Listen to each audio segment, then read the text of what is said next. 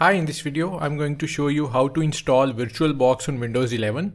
Oracle VirtualBox is a powerful tool that allows you to run virtual machines on your computer, enabling you to try out different operating systems or set up test environments.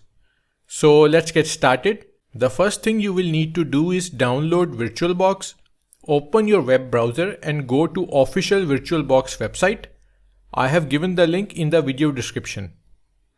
So once you open that page, here you will find the latest version of VirtualBox. Currently this is the latest version. As we are going to install VirtualBox on Windows 11 machine, so click on Windows Host to start downloading the installer. So click on Windows Host. The download has started. It will take some time depending upon the speed of your internet connection.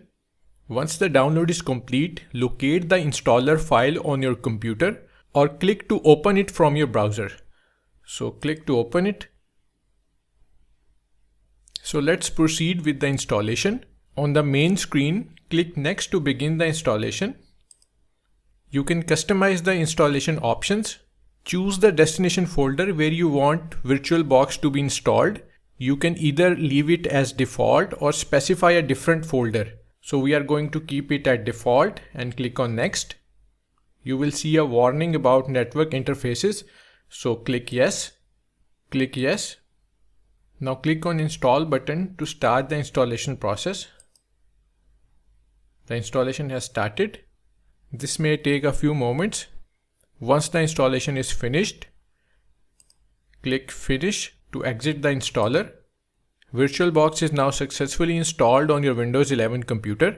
You can launch it from the desktop shortcut. If we go to desktop, you can see the Oracle VirtualBox shortcut here. So double click to open it. So this is the main interface of Oracle VirtualBox.